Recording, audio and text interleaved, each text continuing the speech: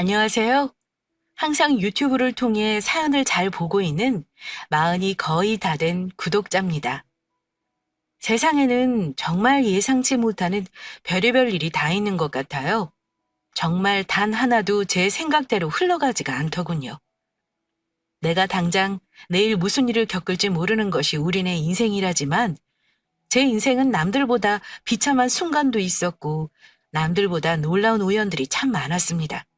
그만큼 제 인생도 많이 변했고 느끼는 것도 많았죠. 오늘 그 얘기를 해드릴까 해요. 저와 제 남자친구와의 만남은 남들처럼 그 흔한 사내 연애도 캠퍼스 커플도 소개도 아니었어요. 그저 우연의 연속으로 사랑에 빠지게 됐죠. 흔히 상상하시는 만남은 아닐 거예요. 저는 26살에 회사 가던 날 우연히 교통사고를 당하게 됐었어요. 잘 가고 있는 저를 뒤에서 큰 트럭이 받아버렸죠. 교통사고가 그렇게 후유증이 있을까 싶었는데 몸이 순간 놀라서 그런지 온몸이 굳어버리더군요. 그렇게 저는 곧바로 한방병원에 입원하게 되었고 그곳에서 일하는 한의사와 환자로 저희는 처음 만났어요. 외상으로는 심하지 않던 저는 전치 2주 정도를 받게 되었고 1인실에서 지내게 되었어요. 다른 교통사고 환자처럼 도수 치료를 받거나 침 치료를 받게 되었죠. 처음 만났던 남자친구, 그때 당시 제 의사 선생님은 참 친절한 사람이었어요. 불편한 곳이 없는지 신경 써서 친절하게 물어봐 주었고, 꼼꼼히 치료도 열심히 해주는 모습이 인상 깊었죠. 저와 비슷한 나이 같았는데, 좋아하는 일을 찾아서 많은 것을 이룬 모습이 참 대단해 보이더라고요. 노력을 얼마나 해왔을까라고 혼자서 대뇌이곤 했으니까요. 그렇게 2주 동안 매일 의사 선생님으로부터 치료를 받다가 저는 퇴원을 하게 되었죠. 그동안 치료해 주셔서 너무 감사했어요. 덕분에 빨리 나았던 것 같아요, 선생님. 아팠을 텐데 열심히 잘해 주셨어요. 이제 통원 치료 잘해 주시면 될 것 같습니다. 문제 생기시면 언제든지 병원으로 연락 주시고요. 꼭 차 조심하세요. 감사합니다. 이제 차도 무서워서 못 타고 다닐 것 같아요. 그렇게 저는 통원 치료를 하게 되었고 몸도 점차 나아져서 이제는 병원을 가지 않아도 될 만큼 회복이 되었어요. 그 후로 저는 바로 회사로 들어가기 전에 쉬엄쉬엄 일을 하고 싶은 마음에 동네 주변에서 카페 알바를 하게 되었고 어느 날 익숙한 모습의 남자가 지나가는 겁니다. 맞아요. 바로 남친이 될 사람이었어요. 선생님! 안녕하세요. 혹시 저 기억하세요? 안녕하세요. 여기서 일하시는 거예요? 오랜만이네요. 몸은 괜찮으시죠? 네, 괜찮아요. 덕분에요. 힘내셔서 오늘도 화이팅 하세요. 감사합니다. 오다 가다 자주 뵙겠네요. 우연으로 만난 저희는 그렇게 자주 만나게 되면서 연애를 시작하게 되었어요. 알고 보니 나이도 동갑이었고 성격도 좋아하는 것도 모두 잘 맞던 저희였죠. 남자친구는 일하는 중간에 카페로 와서 커피를 사가며 저를 보러 오기도 하고 점심도 따로 챙겨줬고 퇴근할 땐 데려다 주기도 하였죠. 저도 열심히 일하고 남친도 열심히 일하면서 서로 틈틈이 만나는 정말 이상적인 연애를 했던 것 같아요. 그렇게 3년 정도 연애를 하고 자연스럽게 저희는 결혼 이야기가 나오게 되었는데 딱 하나 문제가 생기고 말았습니다. 바로 시댁의 강한 반대였어요. 직접 뵙진 않았지만 항상 남친을 통해 듣게 되는 말은 제 직업이 성에 차지 않다는 말씀이셨죠. 그냥 중소기업의 사무직이었고 수입이 어머님이 만족하실 만한 수입이 아니어서였던 것 같아요. 제가 남편의 수준에 맞지 않는다고 생각하셨지요. 틀린 말씀은 아니지만 제가 20대 후반에 와서 회사를 그만두고 수능을 다시 볼 수 없는 노릇이고 생계를 멈추고 고시공부를 할 만큼 집안이 여유가 있지도 않았거든요. 그때 당장 제가 모험을 걸 만큼 할 수 있던 게 없었고 지금 생각해도 똑같습니다. 한의사가 되기까지 부모님의 많은 지원을 받았던 남편은 부모님의 의견을 많이 따랐지만 결혼은 꼭 본인 마음대로 하고 싶다고 말하더군요. 자기를 믿으라면서요.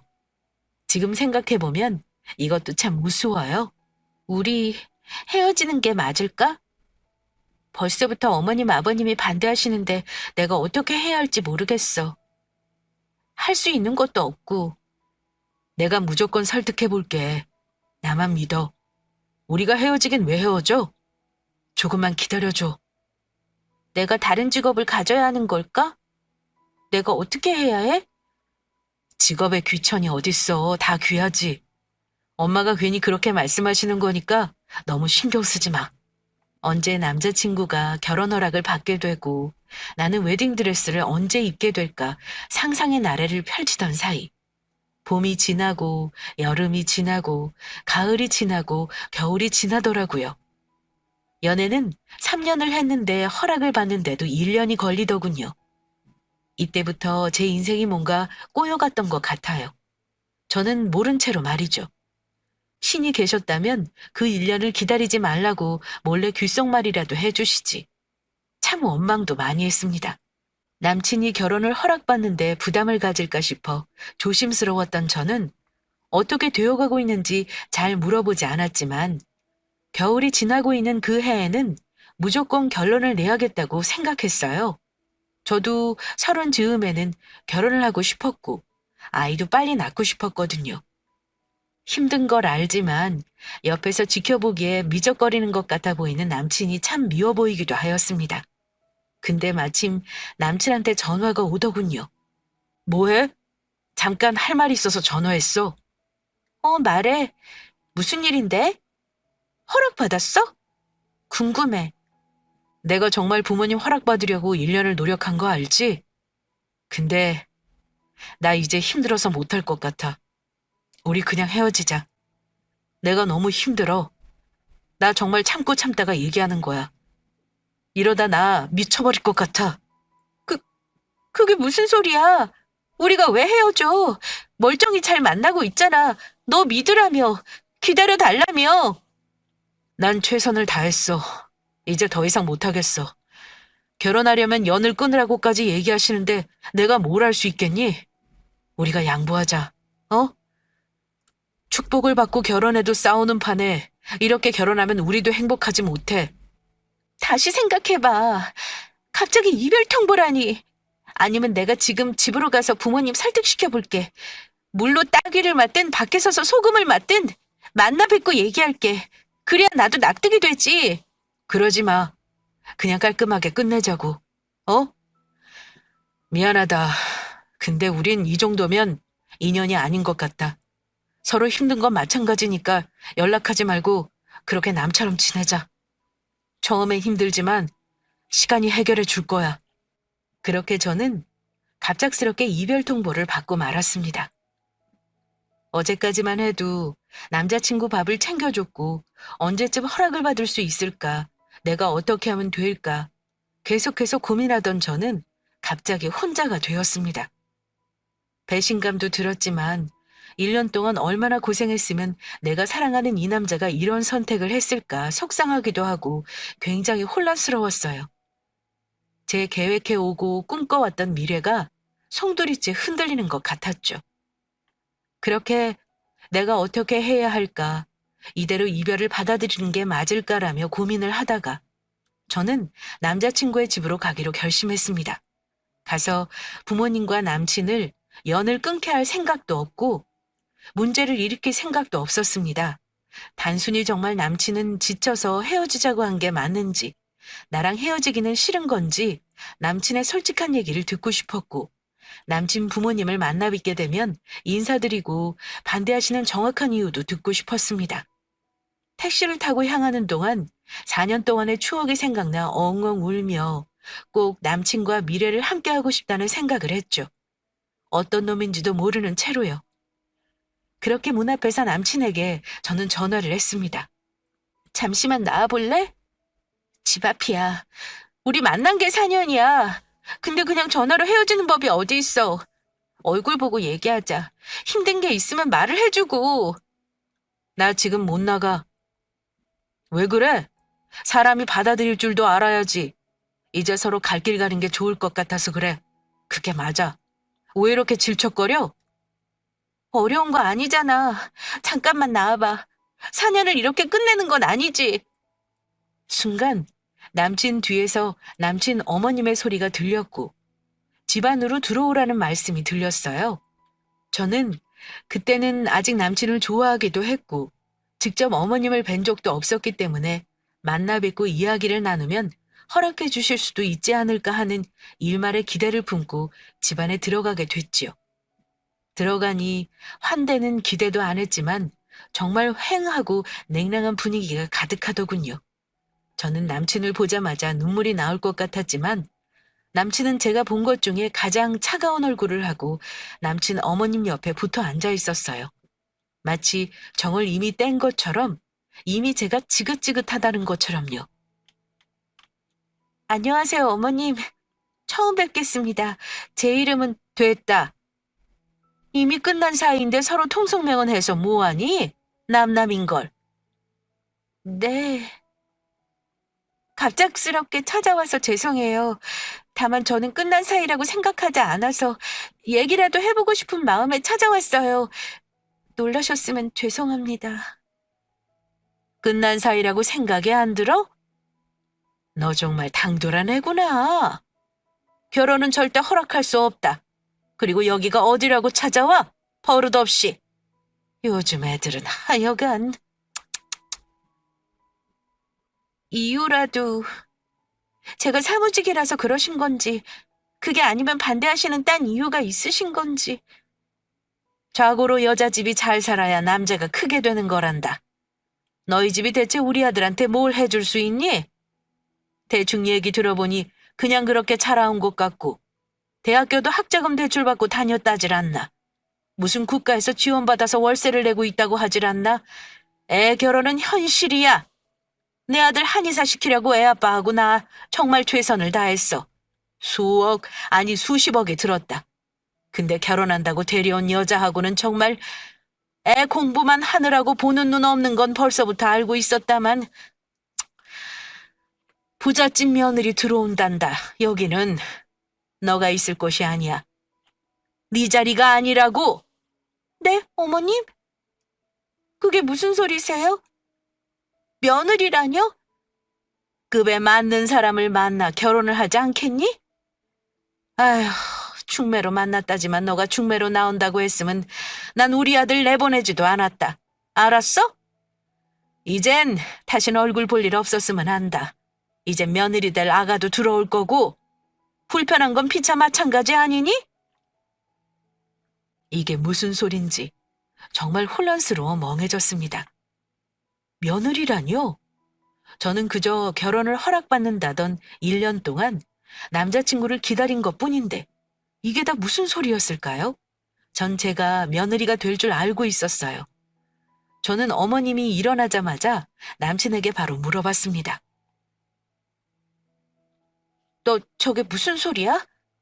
너 1년 동안 결혼 허락받으러 다닌 게 아니고 중매받고 선보러 다녔어? 너가 어떻게 나한테 그럴 수 있어? 너 나 사랑한다며? 지금 이게 뭐야 대체? 엄마는 엄마대로 날리고 너는 너대로 날린데 어떡해? 그리고 엄마 봐. 고집세서 내가 이길 수가 없어. 선? 중매? 그래 나갔어. 엄마가 원하는 대로 해줘야지 어떡해. 부모 자식 연을 끊을까? 미안하다. 근데 나도 선택권이 없었어. 너 결혼하니? 며느리 될 아가는 뭔 소리야? 말을 좀 해보라고. 진정하고 좀 들어. 결론적으로는 맞아. 이게 숨긴다고 숨겨줄 것도 아니고 이젠 말해야 할 것 같아. 임대업 하는 친구야. 사실 부모님이 부자래. 사업을 크게 하신다고 하더라고. 우리 엄마가 결혼 반대하시는 거 이해는 가잖냐? 틀린 말 하실 분은 아니고 중매로 계속해서 엄마 눈에 차는 여자애들만 줄을 서는데 너로 만족하실 순 없었겠지. 나쁜 놈. 내가 오늘 여기 와서 너무 다행이다. 아니었으면 혼자 미련 두고 다시 연락했을 수도 있겠다. 너가 쓰레기인 것도 모르고. 참, 너 인생 똑바로 살아. 한심해. 너 같은 것도 의사라고 너한테 치료받는 환자들이 불쌍하다.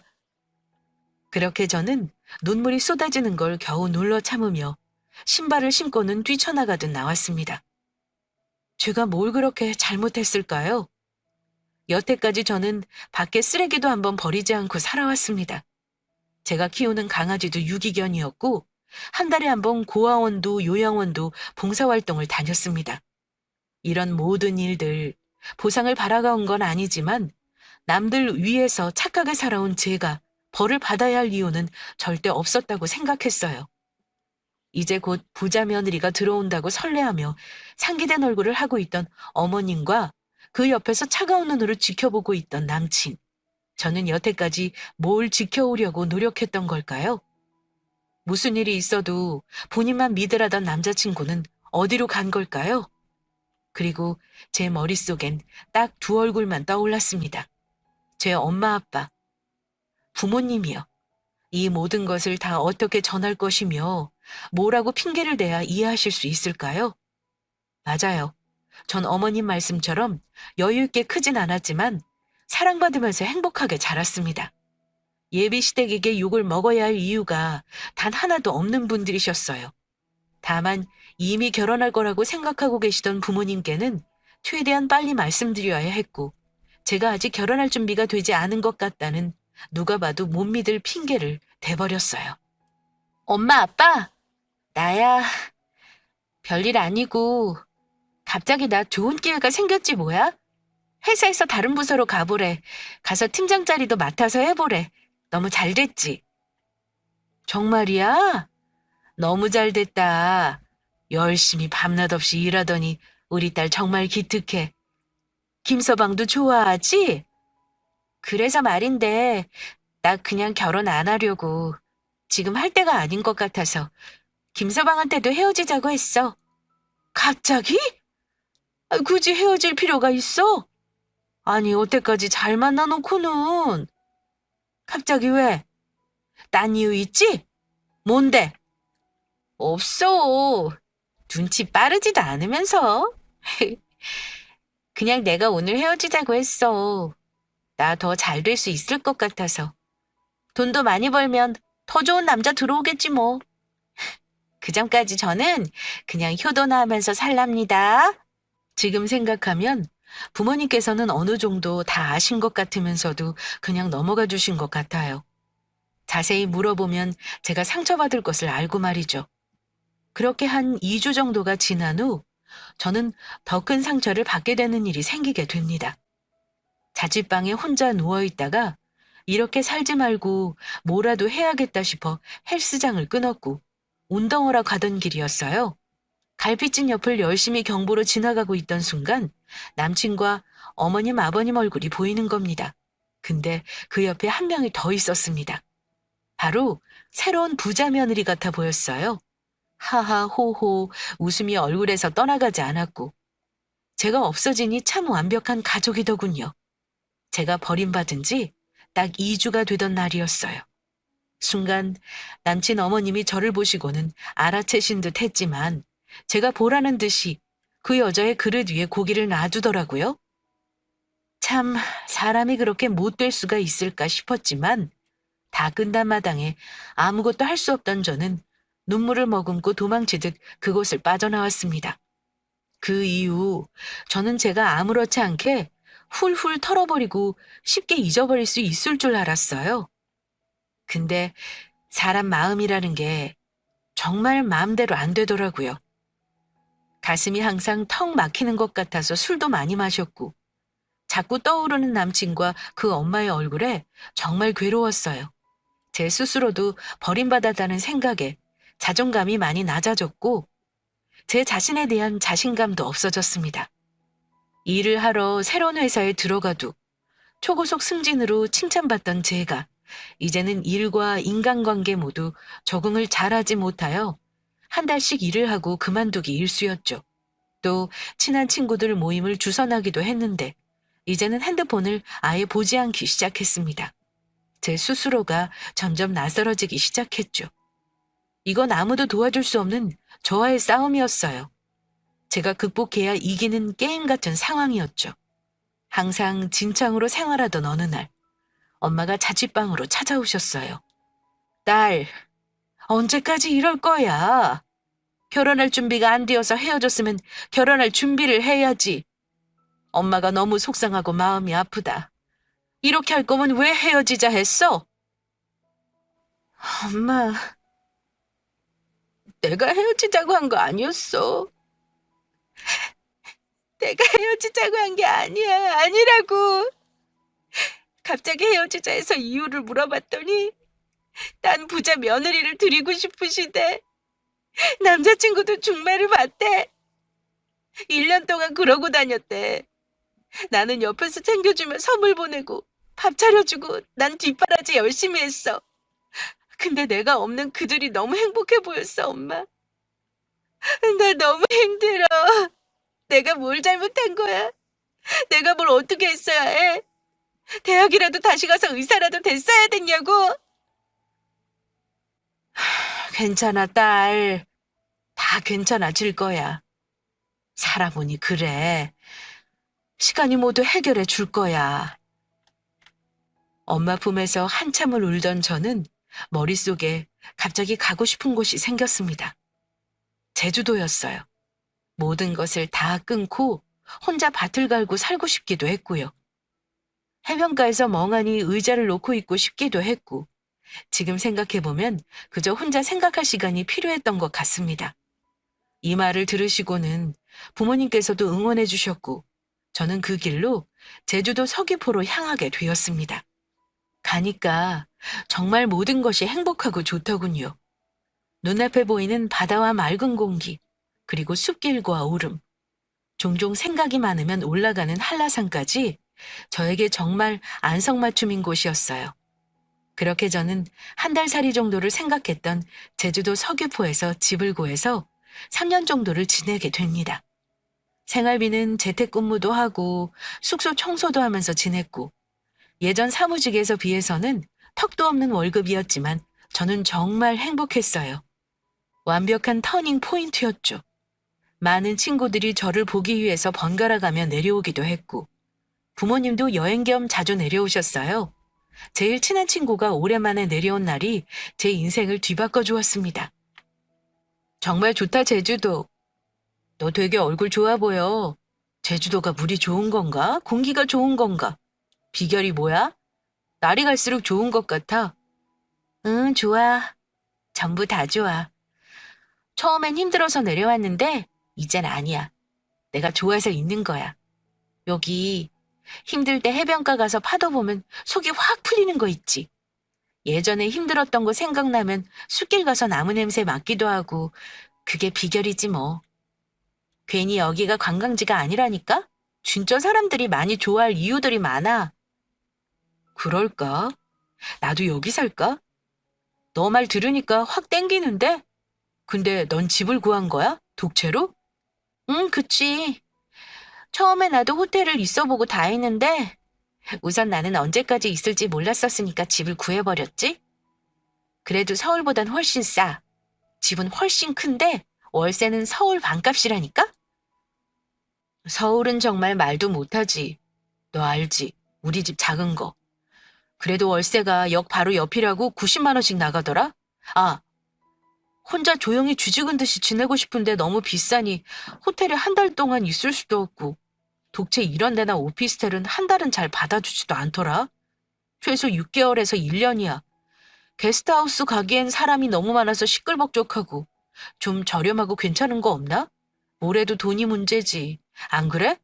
젊은 친구들 사이에서는 다른 지역에서 한 달 살게 하는 것이 점점 유행이 됐지만, 카페나 블로그 글을 살펴보니 제 친구처럼 거주할 곳 때문에 고민하는 사람들이 많다는 것을 알게 됐어요. 저렴하지만 혼자 단기로 지낼 수 있는 조용한 곳. 그런 곳을 저도 친구를 위해 살펴보니 정말 갈 곳이 딱히 없다는 것도 알게 됐죠.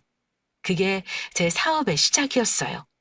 그렇게 저는 상처받은 사람들, 세상에 지쳐 혼자 오고 싶은 사람들이 조용히 지낼 수 있는 곳, 그 사람들을 위한 장소를 만들게 되었어요. 퇴직금과 이것저것 하면서 열심히 모은 돈, 대출, 그리고 부모님의 지원을 조금 받아서 저는 낡은 숙소를 매입했어요. 주변은 파도 소리만 들리는 아주 조용한 장소였죠. 그리고는 내가 그 버림받던 순간에 있고 싶었던 공간은 어디였을까? 상상하며 손수 모든 것을 고치기 시작했어요. 핸드폰을 보기도 싫었으니 핸드폰을 위한 공간보다는 책장을 구매해 중고책으로 모두 채워넣었고, 누구보다 조용히 자연의 소리만 듣고 싶었으니 바람에 흔들려 소리를 낼 수 있는 종을 매달았고, 파도 소리를 들을 수 있는 작은 창문과 하늘을 볼 수 있도록 누워서 위를 볼 수 있는 큰 창문도 만들었어요. 북적거리는 것도 싫었기에 숙소에는 딱 4개의 방만 멀리 만들어 두었습니다. 서로 마주치지 않게 말이죠.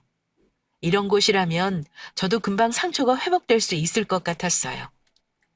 열심히 준비한 숙소는 오픈하자마자 큰 인기를 얻게 되었고, 방송에도 홍보가 되어 많은 사람들이 찾아오게 되었어요.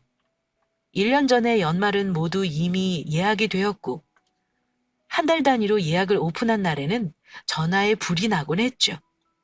그렇게 저는 제 상처를 이겨내고 그 상처를 기회로 만든 사람이 되었어요.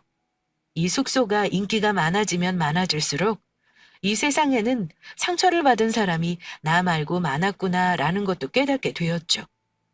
부모님은 이겨낸 제 모습을 보며 참 행복해 하셨고, 친구들도 멋있고 기특하다며 많은 칭찬을 해주었죠. 혼자 숙소 청소나 예약 등 소박하게 관리를 했던 예전과 달리 저는 부서별로 직원도 뽑아서 운영하게 되었지만, 제가 왜 숙소를 만들게 되었는지 이유에 대해서는 항상 잊지 않고 마음에 새기고 있었어요. 저는 상처받은 사람들을 위해, 혼자 남겨진 것 같은 사람들을 위한 숙소를 만들었다고 말이죠. 제 사업은 더욱 번창하게 되었고, 이제는 프랜차이즈를 하자는 제안도 받게 되었어요. 처음엔 조심스러웠는데 참 좋으신 분이었죠. 안녕하세요. 숙소 사장님 맞으시죠? 네, 맞는데 누구세요? 숙소에 묵었던 반도체 기업 사장입니다. 생각하기에 참 좋은 숙소더군요. 더하지도 않고 덜하지도 않고 딱 깔끔해서 기억에 많이 남습니다. 생각이 많아 추천받아 오게 됐는데 너무 만족스럽네요. 이런 곳을 어떻게 생각하셨어요? 만들어주셔서 감사합니다. 감사합니다. 편히 쉬셨다고 하시니 다행이네요. 혹시 이거 사업해 보실 생각 없습니까? 제주도만 조용한 곳이 있는 게 아니잖아요. 자연과 어우러지는 곳에 욕심 부리지 않고 이렇게 딱 4개의 방으로만 운영하는 곳이 더 있으면 좋을 것 같아요. 제주도에만 있기 아까운 숙소예요. 컨셉은 그대로 진행하고 인테리어는 사장님께서 원하시는 대로 하시고요. 투자는 제가 모두 하겠습니다. 사실 항상 예약이 꽉 찼다며 많은 사람들을 돌려보내기가 죄송하던 시점. 저에게는 정말 좋은 제안이었고 저는 받아들이게 되었습니다. 그렇게 전국의 조용한 곳, 자연과 어우러지는 곳을 직접 제 발로 찾아다녔고, 제 마음에 딱 드는 지역에 똑같은 숙소 4곳을 더 짓게 되었습니다. 그렇게 사업은 계속해서 호황이었고 방도 항상 꽉 찼죠. 그만큼 저는 수입도 많이 늘어나게 되었어요. 돈 욕심 부리지 않고 최선을 다한 것이 오히려 좋은 결과로 이어진 것 같았습니다. 열심히 숙소 관리를 하고 부모님과 여행도 다니며 잘 지냈던 어느 날, 저에게도 드디어 새로운 사랑이 찾아왔습니다. 그와는 숙소 손님으로 처음 만났고 대화가 참 잘 맞는 사람이었어요. 오랜만에 좋아하는 음식도 같고 좋아하는 작가도 같은 사람을 만나니 참 반가웠죠. 알고 보니 그 남자는 열심히 서울에서 일하는 변리사였습니다. 그렇게 저는 언제 상처가 있었냐는 듯이 연애를 시작하게 됐고, 다정하고 착한 심성에 하루하루 감동을 받곤 했죠. 남자친구는 서울에서 열심히 일을 했고, 사업가인 제가 거의 서울에 가서 만나고 오곤 했어요. 서로 애틋하게 2년을 연애하고 저는 드디어 프로포즈를 받게 됐어요. 결혼하자 우리. 이젠 힘들지 않게 할게. 행복하자 우리.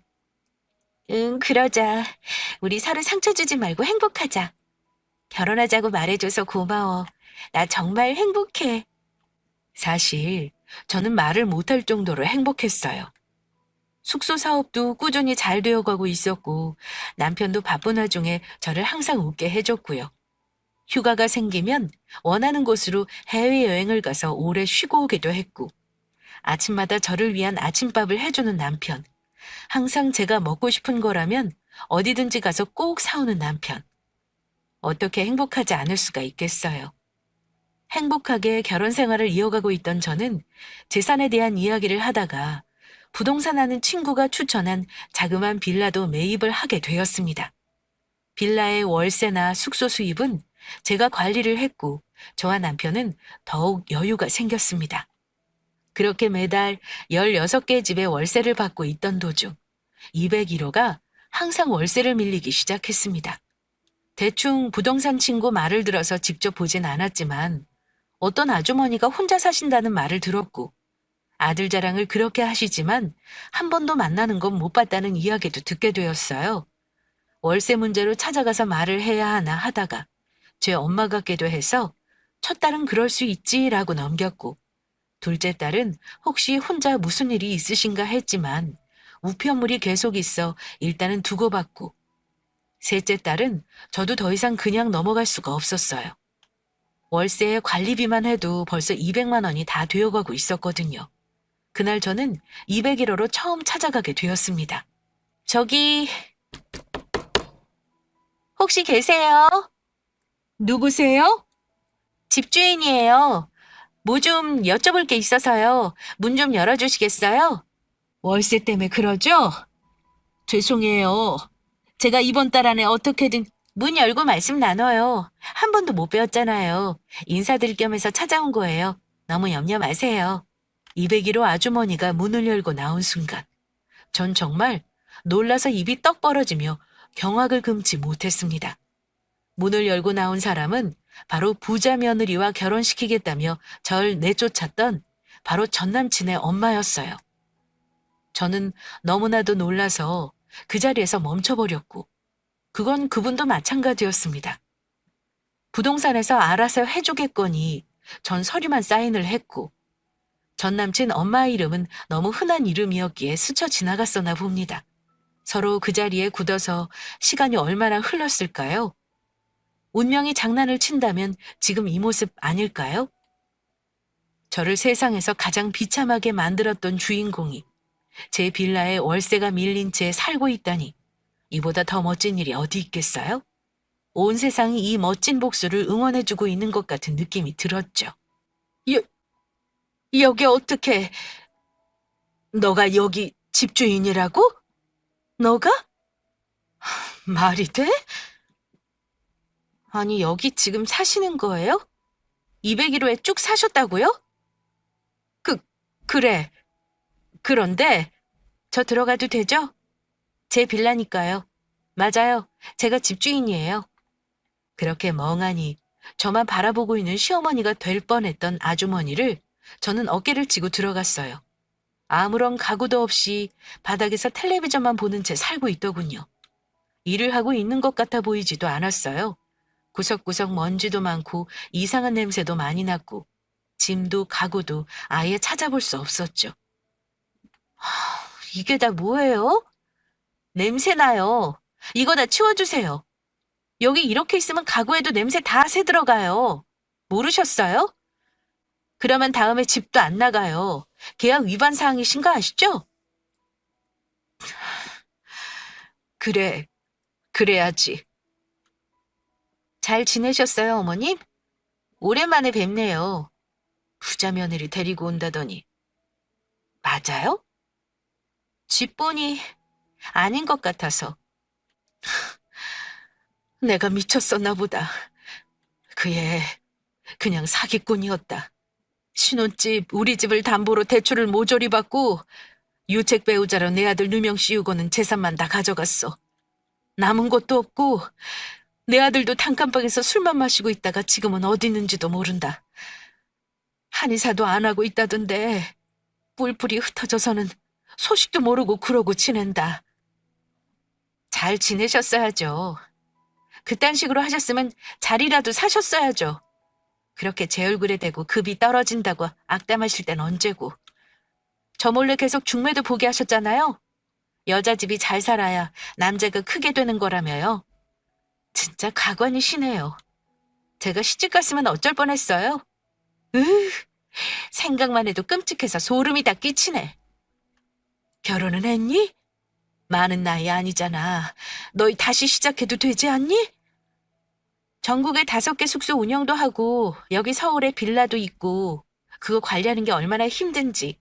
항상 예약도 꽉 차서 더 이상 사람 받지도 못하고 매번 미안하다고 해야 해요.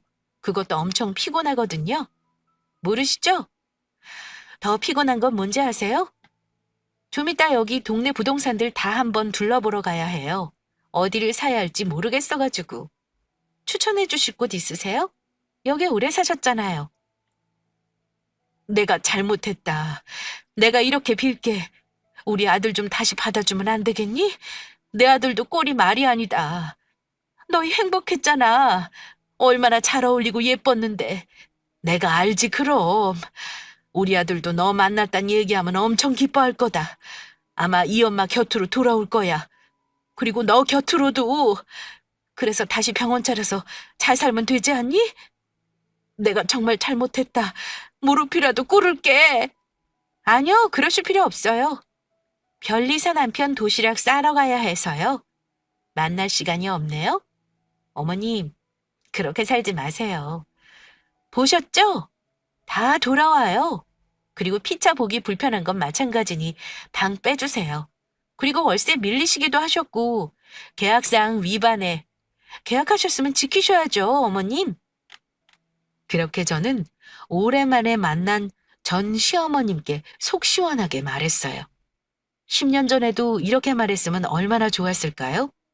그때만 해도 어렵고 당황스럽던 저는 제대로 서 있는 것도 힘들었는데 시간을 돌려서 그때의 저를 만나게 된다면 열심히 앞만 보고 살라고 흘러가는 대로 노력하며 살라고 얘기를 꼭 해주고 싶었어요. 예전의 응어리가 완전은 아니지만 크게 제 마음에서 떨어져 나간 느낌이 들었어요. 가슴에 항상 못이 박힌 것처럼 살아왔었거든요. 지금 생각해보면 트라우마가 아니었나 싶어요. 정말 사람 인생 모르지 않나요? 저는 그렇게 전 시어머니가 될 뻔했던 분의 얼굴을 보니 제가 아팠던 만큼 저희 부모님이 고통스러웠던 것만큼의 일부라도 고통을 느껴봐야 한다고 생각했습니다. 그렇게 저는 더 이상 월세를 밀린 세입자를 지켜봐주고 기다려줄 생각이 싹 사라져버렸어요. 월세는 내가 어떻게든 마련해 보마. 내쫓지만 말아주면 안 되겠니? 요새 이만한 곳이 없어서 내가 수입이 있는 것도 아니고 겨우겨우 주변에서 돈 빌려서 살고 있거든. 부탁한다. 꼭 부탁 좀 할게. 예정이 있잖아. 어머님, 저희가 뭐 얼마나 만났다고 정은 정이에요? 저 내쫓으실 때 한 번 만났어요. 그리고 3개월치 월세 밀리신 거 보증금에서 깔게요. 그리고 나머지는 계약서대로 하기로 해요, 우리. 서로 번거로울 필요 없이요. 부동산에서 연락 갈 거예요. 제가 직접 할 시간은 없어서. 그러게 며느리를 잘 들이셨어야죠. 저는 방을 나오면서 제가 힘들어했던 시간과 여태까지 10년의 모든 일들이 필름처럼 지나가기 시작했어요. 뛸 듯이 기뻐서 누구에게라도 붙잡고 말해주고 싶었죠. 혼자 웃으면서 걸어 나오며 저는 그렇게 복수에 성공했습니다. 여태까지 버텨온 제가 기특하기도 했어요. 이후 어머님은 조용히 방에서 정리를 하는가 싶더니 어느 날 조용히 이사를 가게 되었고 저는 일 순서에 따라서 월세 빼고 남은 보증금을 입금해주고는 새로 들어온 다른 세입자분과 잘 지내고 있습니다. 어디로 갔는지는 잘 모르지만 다른 부동산 분이 해주시는 말로는 더 작은 방으로 갖다 놔 몰아놔요? 가면서도 울고불고 난리셨다고 전해주셨어요. 후회하신다면서요. 그 후로 계속해서 저는 숙소 운영을 조금이나마 확장했고 관리하는 직원도 점점 더 늘어나기 시작했어요. 그 기세에 더불어 상가도 하나 더 물 흐르듯이 매입했습니다. 현재 저는 초심은 절대 잊지 않으려는 노력으로 전국을 돌면서 쉬는 날 없이 숙소를 열심히 관리하고 있어요. 제 남편도 변리사로 성실하고 열심히 일을 하고 있고 아이 계획도 가지고 있어 열심히 노력 중입니다. 숙소를 오는 많은 사람들을 만나다 보면 참 다양한 직업, 성격, 외모를 가진 사람들이 오곤 합니다. 다만 그들은 모두 같은 표정을 하고 있어요.